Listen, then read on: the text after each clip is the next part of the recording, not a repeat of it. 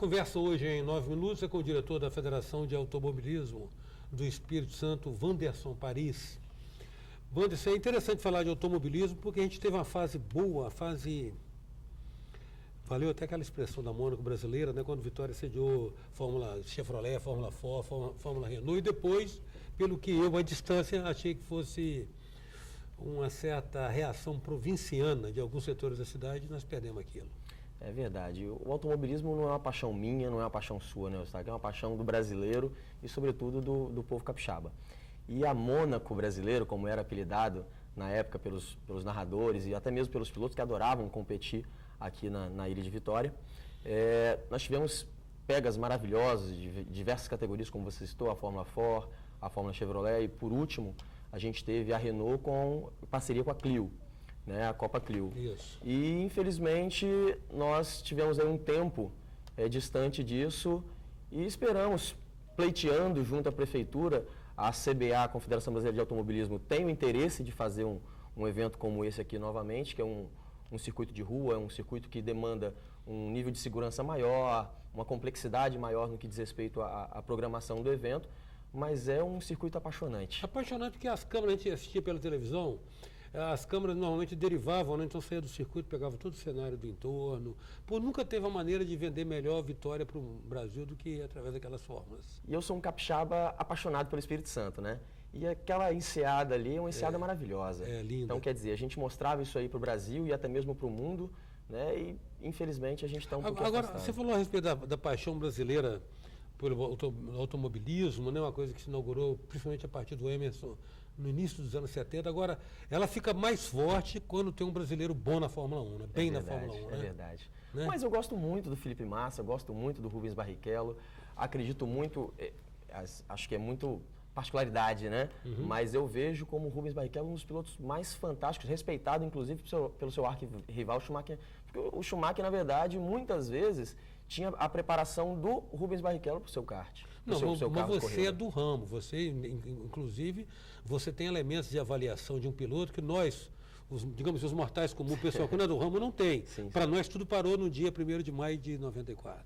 Infelizmente, a gente teve a perda ali de uma pessoa fantástica que vai ficar na memória. Porque ele era um símbolo mesmo, né? O namorado do Brasil, na verdade. Ele era não era nem do automobilismo, né? Era do esporte e do povo brasileiro. E a gente sente, eu acho particularmente que a Globo sente mais ainda, porque quando está empate a Fórmula 1... a audiência caiu um pouquinho, né? É verdade. Mas você reconhece, então, esses talentos no Rubinho também, é? Claro. Você acha que o Rubinho é injustiçado, Wanderson? A palavra injustiçado, acho que não cabe muito bem. Porque, na verdade, ele era o segundo piloto. Se eu trabalho numa empresa em que eu sou a segunda opção, eu sou a segunda opção, eu sou pago para isso. Ele era um funcionário da Ferrari, assim como o Felipe Massa e, enfim, o contrato dele dizia isso. Mas, indiscutivelmente, o talento do Rubens Barrichello, não somente como piloto, como pessoa, é fantástico. Ele é um piloto extremamente experiente e respeitado em âmbito mundial. A técnica que ele carrega é uma técnica que pouquíssimos pilotos têm. Talvez em alguns momentos um pouco de ousadia, não sei, mas isso cabe a ele julgar. Mas a capacidade, a competência como piloto, isso é indiscutível. Agora, escuta, por que aqui no Emplaca, pelo menos não vejo que Emplaque, pode ser que Emplaque eu estou boiando, uma Fórmula Indy, por causa daquele circuito oval, pouca alternativa ali, o que é? Na verdade, no Brasil a gente tem a Indy em São Paulo, né?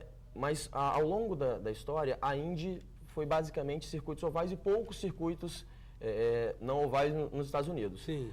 Mas são poucos os circuitos no mundo fora dos Estados Unidos. Então, é um tipo de automobilismo mais focado nos Estados Unidos.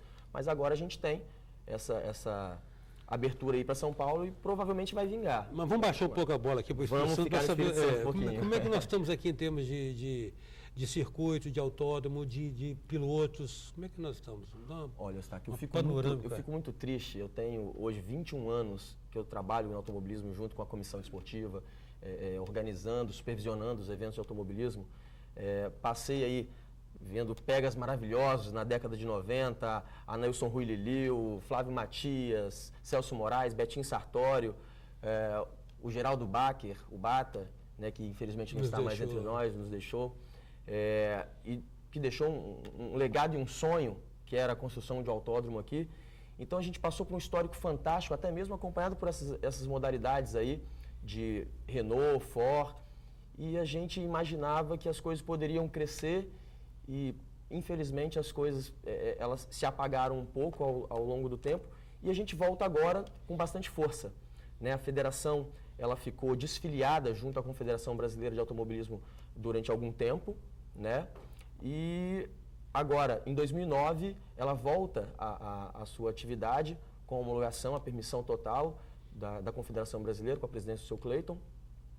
E a gente tem, hoje, quase 300 pilotos filiados, distribuídos nas modalidades aqui no Espírito Santo, que a gente tem quilômetro de arrancada, tem a velocidade na terra, tem o kart, a gente tem pilotos do kart que vão para a velocidade na terra. A gente tem um exemplo fantástico do kart para a velocidade na terra, é o piloto Éder Melhorim, um piloto que foi aí campeão brasileiro, acabou não podendo ficar com a premiação, que teve um problema mecânico e acabou tendo uma desclassificação técnica, né? Mas um piloto excepcional no kart, que nunca tinha andado na lama, na terra, né? Foi para a terra e foi campeão estadual de 2012 em velocidade na terra. Agora, veja, o kart não é uma modalidade de passagem, não? Para alguns, sim.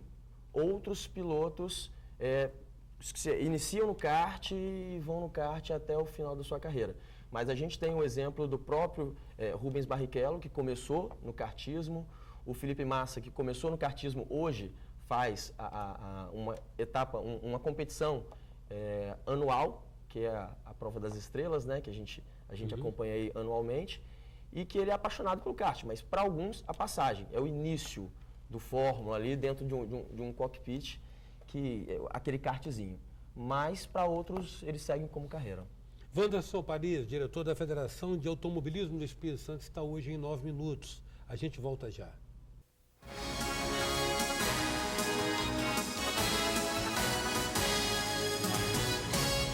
Voltamos com 9 minutos, que traz hoje o diretor da Federação de Automobilismo do Espírito Santo, Wanderson Paris. Wanderson, você falou a respeito de quase 300 pilotos, me surpreende isso, que a nossa Federação de Automobilismo já consegue agregar aqui. Nós temos aqui como é que é a formação do piloto? Não só aqui, eu acho, ela é autodidata, né? O cara aprende por empenho próprio, existe curso especializado, existe locais especializados onde a pessoa desenvolve uma aptidão que ele tenha percebido em si?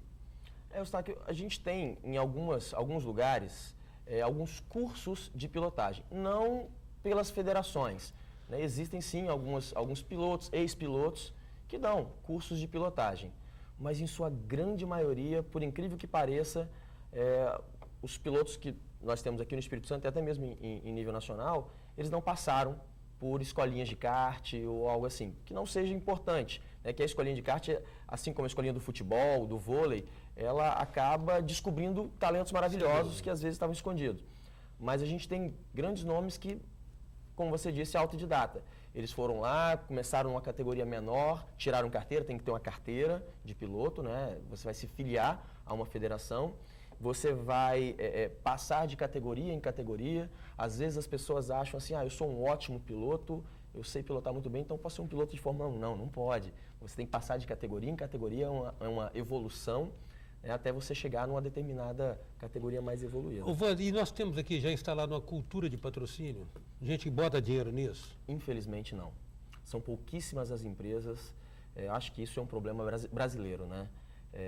A gente teve, por exemplo, Eustáquio, um evento fantástico ano passado, que foi a primeira edição da Copa das Federações de kart, no Kartódromo Internacional da Serra.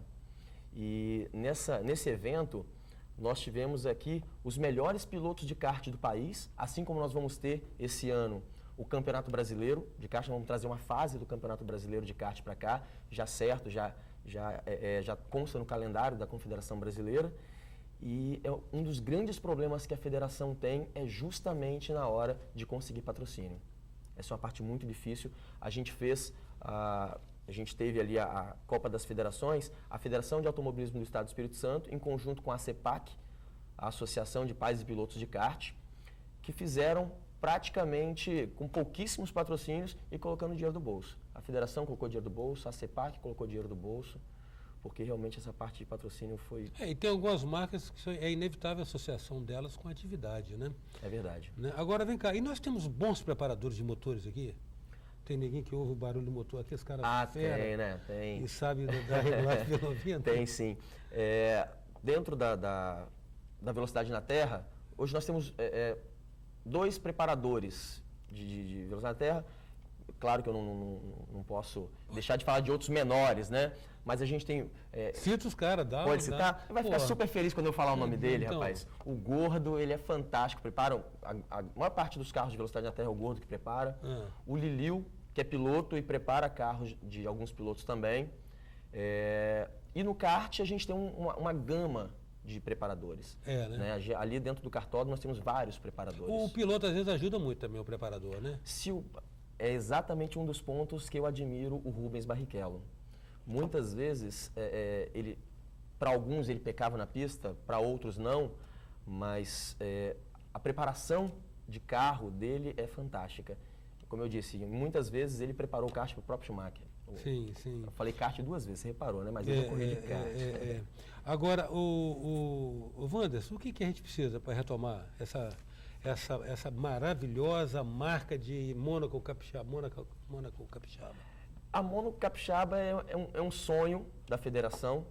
A prefeitura, você disse, a prefeitura está receptiva? Exato. O ano passado a gente teve no calendário da Confederação Brasileira de Automobilismo a Fórmula Linha e a Fórmula Futuro. A Fórmula Linha que era, na época, a categoria do Titone, o pai do Felipe Massa. Então já estava certo no calendário, mas nós tivemos alguns empecilhos ao longo do ano e infelizmente a gente não teve o privilégio de trazer uma modalidade de grande porte para cá. Existe sim o desejo da federação, em nome do seu presidente Robson, de trazer novamente uma prova de rua de âmbito nacional para cá. A gente pleiteia esse ano, a gente vai tentar trazer esse ano de novo e vamos ver o que vai dar. Mas a gente quer muito trazer essa alegria, essa felicidade para o povo capixaba novamente. Agradeço muito, Wanderson, sua presença aqui conosco. Eu que agradeço. Em 9 minutos a gente contou com a presença do diretor da Federação de Automobilismo do Espírito Santo, Wanderson Paris. Até já. Sou passageiro do tempo, tentando entender erro e acertos caminhos, aprender